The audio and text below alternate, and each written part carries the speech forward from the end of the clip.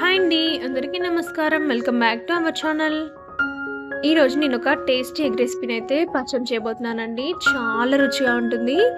ఇంట్లో కూరగాయలు లేనప్పుడు కానీ, పప్పులోకి సైడ్ డిష్‌గా కానీ సూపర్ టేస్టీగా ఉంటుందండి. అండ్ చేయడం కూడా చాలా సింపుల్ అనమాట. ఇది చేయడం కోసం నేను ఇక్కడ 3 ఎగ్స్‌ని అయితే తీసుకున్నానండి. ఈ ఎగ్స్‌ని బాయిల్ చేసుకొని ఈ విధంగా నేను కట్ చేసుకున్నాను.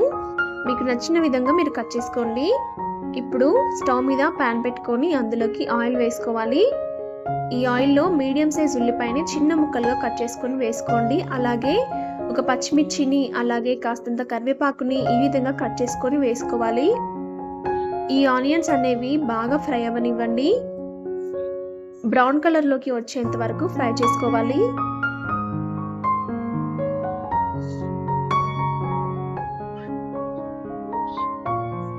ఇవి త్వరగా వేగడానికి ఇందులో రుచికి సరిపడినంత సాల్ట్ వేయాలి. సాల్ట్ కూడా వేసుకున్న తర్వాత కాసేపు ఫ్రై అవ్వనివ్వండి. మీ ఇంట్లో ఎగ్ ఇష్టపడని వాళ్ళు ఎవరైనా ఉంటే ఈ విధంగా చేసి పెట్టండి. చాలా ఇష్టంగా తినేస్తారు. టేస్ట్ మటుకు చాలా బాగుంటుందండి. ఇప్పుడు ఇందులోకి పసుపుని యాడ్ చేసుకోండి. అలాగే అల్లం వెల్లుల్లి పేస్ట్ని కూడా యాడ్ చేసుకోవాలి. ఈ అల్లం వెల్లుల్లి పేస్ట్ అనేది పచ్చివాసన పోయేంత వరకు ఫ్రై చేసుకుంటే సరిపోతుంది. ఇప్పుడు ఇందులోకి ఒక 1/2 టేబుల్ స్పూన్ వరకు నేను కారాన్ని అయితే వేస్తున్నాను. అలాగే 1/2 teaspoon garam masala, 1/2 teaspoon ధనియాల పొడిని వేయాలి. ఈ పొడులన్నీ బాగా వేగేంత వరకు వేయించుకోవాలి. లో ఫ్లేమ్లో పెట్టి వేయించండి, లేదంటే ఈ మసాలాలు అనేవి మాడిపోతాయి.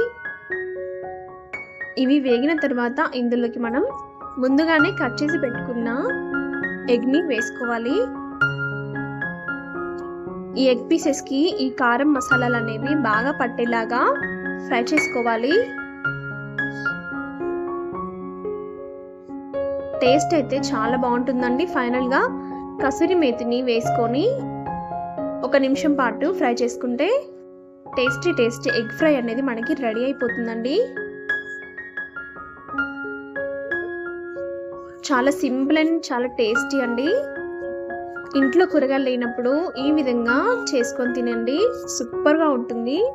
చపాతీలోకైనా రైస్లోకైనా సూపర్ అంటే సూపర్ టేస్టీగా ఉంటుంది. ఎవరైనా ఈజీగా చేయగలిగే రెసిపీ అండి.